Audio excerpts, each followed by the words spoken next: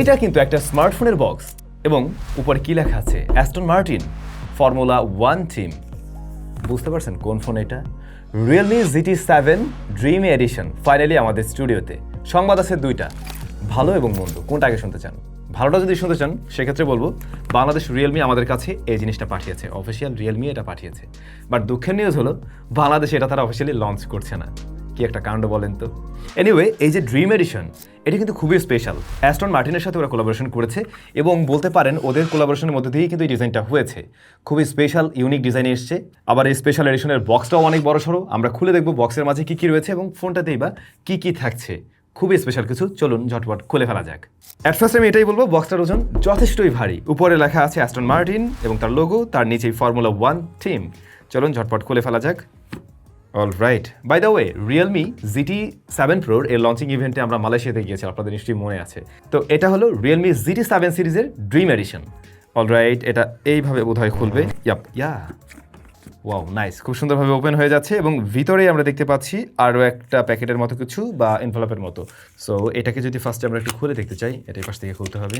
এটা একটা বই লাগছে আমার কাছে। হ্যাঁ, এটা একটা বই এবং এখানে হচ্ছে গিয়ে ফর্মুলা 1 ওকে অ্যাস্টন মার্টিন এর হচ্ছে হিস্ট্রি এখানে লেখা আছে সব কিছু। এটা সময় থাকলে অবশ্যই ডেফিনেটলি আপনারা পড়তে পারবেন। এবং তারপরেই আমরা দেখতে পাচ্ছি স্মার্টফোনটি। ওকে, চলুন ফোনটা ঝটপট বের করেই ফেলা যাক। ওয়াও, জাস্ট একবার দেখুন এটা লুক। ভাই এত সুন্দর, কালারটা খুবই বোল্ড, খুবই বোল্ড। ফোনের কাছে আবারও ফিরে আসছি। এর বাইরেও আমরা দেখছি আরও একটা কম্পার্টমেন্ট রয়েছে এখানে। ওকে, ওরা শুধুমাত্র যে ফোনের ডিজাইনে পরিবর্তন আনছে এমন না, ওরা কিন্তু চার্জারেও স্পেশালিটি দিয়েছে, যেমন কালো কালারের চার্জার। রিয়েলমি সাধারণত এরকম কালো কালারের চার্জার কোনো ফোনে দেয় না, আমরা কালো কালারের চার্জার দেখছি, যেটা কিনা 120 ওয়াটের। এছাড়াও কেবলটাও রয়েছে কিন্তু কালো কালারের। তাছাড়া এখানে আপনি একটা স্পেশাল কেসও পেয়ে যাবেন। কেসটার কোয়ালিটিও কিন্তু খুবই সুন্দর। এটার ব্যাক সাইডের ফিনিশটা হচ্ছে কি একদম টোটালি মেইন বডির মতোই, তবে এর উপরে হালকা একটা প্যাটার্নের মতো আছে এবং দেখতে কিছুটা কার্বন ফাইবারের মতো ফিল দেয়, যদিও এটা কার্বন ফাইবার দিয়ে মেড না, এটা আসলে হার্ড সিলিকন দিয়ে তৈরি, তবে জিনিসটা দেখতে সুন্দর। এছাড়াও ইউজার ম্যানুয়াল গাইডস, যে ধরনের ডকুমেন্টস থাকে এসবই ছিল এর বক্সে। বাট বক্সটা দেখতে ইউনিক এবং প্রত্যেকটা জিনিসই ইউনিক করার চেষ্টা করেছে আর কি, শুধু ফোন নয়, প্রতিটা পার্টি। আচ্ছা, এর বাইরে যদি যাই, রিয়েলমি GT7 ফোনটাতে যা যা অফার করছিল এই ফোনটাও কিন্তু তাই অফার করছে, তবে এই যে স্পেশাল এডিশনের ডিজাইনটা টোটালি স্পেশাল। রিয়ার প্যানেলটা জাস্ট একবার দেখুন, ফর্মুলা 1 টাইপের একটা ভাইব ক্রিয়েট করতে পারছে তো? পারছে অবশ্যই। যেখানে আমরা মাঝামাঝি পজিশনে দেখছি ফর্মুলা 1 টিম লেখা আছে এবং অ্যাস্টন মার্টিনের লোগোটাও রয়েছে এবং জাস্ট লোগোটা প্রিন্টেড, এমন হ্যাঁ প্রিন্টেড তো ডেফিনেটলি, কিন্তু একটু অ্যাম্বুশ হয়ে আছে আর কি, হাত দিলে আপনি ওই ফিলটা পাবেন। তাছাড়া ব্যাকশেলের ডিজাইনটা আপনারা যে দেখছেন কার হুডের মতো লাগে দেখতে কিছুটা, এই জিনিসটাও কিন্তু হাতে একটা ফিল দিতে পারে, এটাও কিন্তু কিছুটা উঁচু। এই ডিজাইনটা দিয়ে রিয়েলমি মূলত এখানে রিপ্রেজেন্ট করতে চাচ্ছে পাওয়ার, স্পিড, এই বিষয়টাকে। যদিও এই ফোনটা মোটে কোনো ফ্ল্যাগশিপ ফোন না, বরং এটাকে বলতে পারেন ফ্ল্যাগশিপ কিলার একটা ডিভাইস, মানে অলমোস্ট ফ্ল্যাগশিপ লেভেলের পারফরমেন্স অ্যাফোর্ডেবল প্রাইসে। এখন বাংলাদেশে তো এই ফোন লঞ্চ করছে না, সুতরাং ওই দামের প্রসঙ্গে আমি আসতেও পারছি না যে বাংলাদেশ আসলে কেমন দাম হতে পারতো। আমি ইন্টারন্যাশনাল যে প্রাইসটা রয়েছে ওটা এখানে দিয়ে দিচ্ছি আর কি। তবে রিয়ার প্যানেলের ডিজাইনের পাশাপাশি এই ফোনের বডিতে যে হোম বাটনটি রয়েছে আর কি, এইটার কালারটা আবার গোল্ডেন করে দিয়েছে। তো গোল্ডেন কালার ফলে বডির সাথে একটা কন্ট্রাস্টি ভাইব ক্রিয়েট করছে। আর এটাতে কিন্তু আইআর ব্লাস্টার সেন্সর রয়েছে, সেকেন্ডারি নয়েজ ক্যান্সেলেশন মাইক রয়েছে। রিয়ার প্যানেলে আমরা তিনটা ক্যামেরাও দেখছি। 3.5 mm হেডফোন জ্যাক এতে নেই। কিন্তু সত্যি বলতে এই ডিভাইসটার রিয়ার প্যানেল এবং বডি ফ্রেম প্লাস্টিকেই তৈরি। বডি ফ্রেমটা মেটাল হলে এই ফোনটা ধরে আরও বেশি প্রিমিয়াম ভাইব পাওয়া যেত। আপনি বুঝতে পারবেন আপনি প্লাস্টিক একটা ডিভাইস ধরে আছেন। IP69 রেটিং রয়েছে এই ডিভাইসে, তার মানে আপনি চাইলে পানিতে ভিজাতে পারছেন, সহজে পানি ঢুকবে না এতে। এই ফোনটার display size 6.78 inch LTPO AMOLED panel, যেখানে 1 বিলিয়ন কালার সাপোর্ট করে এবং এই ডিসপ্লেটা 120 হার্টজের, এটা 144 হার্টজ না 120 হার্টজের, এবং দেখলাম ঠিকভাবে পুশ করছেন। HDR10+ এর সাপোর্ট রয়েছে।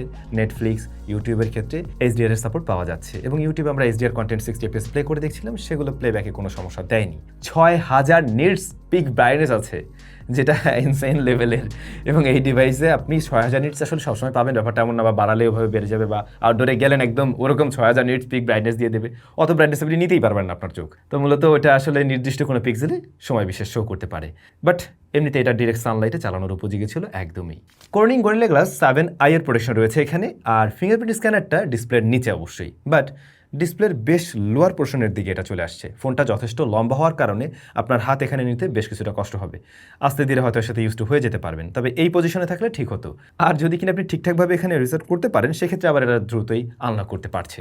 সো এই অল্প সময়ের এক্সপিরিয়েন্স থেকে বলতে পারি ডিসপ্লেটা দেখতে ভালো লাগবে, কালার রিপ্রোডাকশন যথেষ্ট ভালো, আর চিন বেজেল ন্যারো হওয়াতে ডিসপ্লের ওভারঅল ভিউ যথেষ্ট ভালো আছে। ক্যামেরায় রিয়ারে 3টে শুটার আছে। 50 মেগাপিক্সেলের মেইন শুটারের পাশাপাশি 50 মেগাপিক্সেলের টেলিফটো জুম লেন্স রয়েছে, যেখানে 2x অপটিক্যাল জুম দেয়। 8 মেগাপিক্সেল আলট্রাওয়াইড শুটার আছে। 32 মেগাপিক্সেলের ফ্রন্ট ফেসিং ক্যামেরা আছে। এটা ফ্ল্যাগশিপ কিলার হলেও আপনি ওই লেভেলের ছবি হয়তো এর থেকে দেখবেন না। আমার কাছে বরং যেটা মনে হয়েছে, এটার ছবি রেগুলার রিয়েলমির নাম্বার সিরিজের টপেস্ট ফোনগুলোতে যেমনটা দেখি তার চাইতে কিছুটা বেটার আউটপুট দিতে পারছে, যদিও এখানে রিয়েলমির নিজস্ব যে টোন সেটা ধরে রাখতে পারছে। বাট ভালো লাইটিং কন্ডিশনে শার্পনেস ডিটেল ভালোই দেয়, আবার হেভি হাইলাইট সেটাকেও সুন্দরভাবে, মানে এক্সপোজার ব্যালেন্স সুন্দরভাবে করতে পারছে। আর ডাইনামিক রেঞ্জ আর একটু ওয়াইডার আমি আশা করছিলাম, যেহেতু এটা জিটি সিরিজের ডিভাইস। যদিও জিটি সিরিজ আসলে পারফরমেন্স সেন্ট্রিক ডিভাইস, তারপরে আমি এখানে আরেকটু বেটার কিছু আশা করছিলাম। লো লাইটের দিকে মোটামুটি আলো থাকলে এই ফোনটা ডিটেলে ছবি দিতে পারে, তবে একেবারে ডার্কিশ এরিয়াতে খুব একটা দারুণ রেজাল্ট দিতে পারছে না। টেলিফটো জুম লেন্স থাকাতে আপনি পোর্ট্রেট মোডে একটু বেটার সুবিধা পাবেন, যেমন 1x এবং 2x আপনি পোর্ট্রেট নিতে পারবেন। 2x এর পোর্ট্রেটগুলোই বরং বেশিরভাগ মানুষের কাছে ভালো লাগার কথা। এজ ডিটেকশন ভালো, ব্যাকগ্রাউন্ড ব্লারনেসটাও ভালো লেগেছে, ন্যাচারাল মনে হয়েছে। আর স্কিনটা একটু ফর্সা করে দেওয়ার প্রবণতা আছে যদিও বা, সেটা দেখতে খারাপ লাগছে না। অন্যদিকে আলট্রাওয়াইড শুটারটা এইটা একটু কম দামি বা চিপ টাইপের একটা ফিল দেবে। এটা 35K বা 30K প্রাইস পয়েন্টের যে আলট্রাওয়াইডগুলো আমরা দেখি, লাইক ওরকম একটা ফিল দিচ্ছে আর কি। এটা মূলত ডেলাইট কন্ডিশনে ভালো রেজাল্ট দিয়ে থাকে। ফ্রন্ট ফেসিং ক্যামেরা 32 মেগাপিক্সেলের। এটার ছবি টোটালি বলতে পারেন ওই সেলফি লাভারদেরকে টার্গেট করে আসছে, সেটা দেখেই বোঝা যাচ্ছে। কিছুটা ফর্সা করে, কিছুটা সফট করে, আপনি বিউটিফিকেশন সব কিছু অফ করে রাখলে এই ব্যাপারটা নোটিস করবেন। আউটডোরে মোটামুটি শার্পনেস ডিটেল ভালোই, ইনডোরের দিকে অনেকটা সফট ছবি দিয়ে থাকে আর কি। ভিডিও রেকর্ড করা যায় সর্বোচ্চ 8K 30fps, 4K 60fps record করতে পারবেন আবার বোথ সাইডে। এই বিষয়টা আবার ভালোর দিকে থাকে। রেজলিউশনের বিষয়টা ভালোর দিকে থাকে, ভিডিওতে কিছুটা জিটারিং পেয়েছি বোথ সাইডেই। বোঝা যাচ্ছে রিয়েলমি এই ফোনটাতে ক্যামেরাতে একদম সর্বোচ্চ ফোকাস দেয়নি, হয়তো তারা পারফরমেন্সে দিয়েছে। তাহলে পারফরমেন্সের কি অবস্থা? এটা রান করছে অ্যান্ড্রয়েড 15-এ, 4 বছরের মেজর আপডেট পাওয়া যাবে। রিয়েলমি UI 6.0 রয়েছে, আর প্রসেসর হিসেবে রয়েছে ডাইমেনসিটি 9400E। UFS 4.0 হলো স্টোরেজ টাইপ। পাওয়া যায় 8 এবং 12GB র্যামে, 256 অ্যান্ড 512GB স্টোরেজ ভ্যারিয়েন্টে।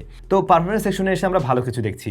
একে তো এই SoC যথেষ্ট পাওয়ারফুল, দ্বিতীয়ত UFS 4.0 থাকাতে রিড রাইট স্পিডও যথেষ্ট ভালো।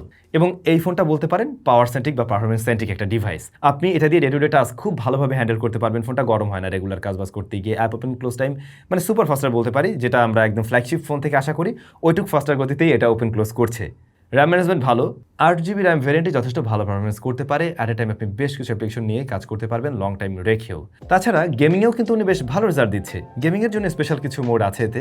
আবার আপনি পাবজির ক্ষেত্রে সর্বোচ্চ সেটিংসেও স্ট্যাবল পারফরমেন্স পেয়ে যাবেন। আমি ফ্রেম রেট তেমন একটা ওঠানামা করতে দেখিনি, হালকা ওয়ার্ম হয়, বরং ডিসপ্লের সামনের দিকটা একটু বেশি গরম হচ্ছে, ব্যাক সাইডটা হালকা গরম হচ্ছে এই পোর্শনটাতে এখানে। এবং আমরা আধা ঘন্টার গেম প্লের ক্ষেত্রে সর্বোচ্চ 39 ডিগ্রি আসতে দেখছিলাম ব্যাক সাইডে, সামনে 41 ডিগ্রি পর্যন্ত আসছিল পাবজিতে। তবে এতে করে আমি ফ্রেম রেট ফ্ল্যাকচুয়েট করতেও দেখিনি, মাইক্রো স্টার্টারও আমি আসলে ভাবে নোটিস করিনি। তাছাড়া এতে আমরা গেনশন ইম্প্যাক্টও ট্রাই করেছি এবং যথেষ্ট ভালোভাবেই হ্যান্ডেল করতে পারছে। যদিও বা ওইটা অনেক ভারী একটা গেম, তারপরেও এই ফোন যথেষ্ট ভালোভাবে হ্যান্ডেল করতে পারে। তবে তখন গরম বেশ ভালোই হয়, কিন্তু 43 ডিগ্রি পর্যন্ত চলে আসছিল আধা ঘন্টার গেম প্লেতে। উইদাউট কেস আপনি যখন গেমিং করবেন আপনার কাছে একটু বিরক্ত লাগতে পারে, অ্যানোয়িং লাগতে পারে আর কি। তবে গেমিং রেজাল্ট ভালো আছে, স্টেরিও স্পিকার, লাউডনেস ভালো এবং যথেষ্ট ব্যালেন্স একটা সাউন্ড প্রডিউস করতে পারে এই ডিভাইসটা। আর এদিকে ব্যাটারি, সেটা কিন্তু বিশাল বড়, 7000 mAh এর সিলিকন কার্বনের ব্যাটারি রয়েছে এই পাতলা ডিভাইসটাতে, যেটা আমরা GT Proতেও দেখেছিলাম, GT7 Proতেও সেম ব্যাটারি এখানেও থাকছে এবং 120 ওয়াটের চার্জার রয়েছে। এবং এই ব্যাটারিকে বা এই ফোনটাকে 0 to 100% করতে সময় লেগেছে আমাদের 43 মিনিট। যথেষ্ট ফাস্ট চার্জ করতে পারছি কিন্তু 120 ওয়াটের এই চার্জার, 7000 mAh এর ব্যাটারি, সেটাও মাথায় রাখতে হবে। আবার এই ব্যাটারি থেকে অনায়াসে খুব ভালো একটা ব্যাকআপ পেতে পারেন আপনি, 9 ঘন্টার মতো এসওটি পাওয়া সম্ভব। ফোনটার স্পেসিফিকেশন যা দেখলেন তাতে খুব সহজেই বোঝা যাচ্ছে এটা একটা ফ্ল্যাগশিপ কিলার টাইপের ডিভাইস এবং সেরকম কিছুই। বাংলাদেশে সত্যিই যদি ওরা একটা ফ্ল্যাগশিপ কিলার দামে লঞ্চ করে দিত তাহলে দুর্দান্ত হইতে পারতো। স্পেশাল এডিশনই লাগবে এমন না, রেগুলার এডিশন থাকলেই হইতো, করতে পারতো রিয়েলমি এমন কিছু। আপনাদের কাছে রিয়েলমি GT7 ড্রিম এডিশন কেমন লেগেছে ফোনটা দেখে অবশ্যই কমেন্ট করে জানাবেন। সবাই ভালো থাকবেন, সবাইকে ঈদের অনেক অনেক শুভেচ্ছা থাকলো। দেখা হচ্ছে স্যামসংয়ের নতুন কোনো ভিডিওতে।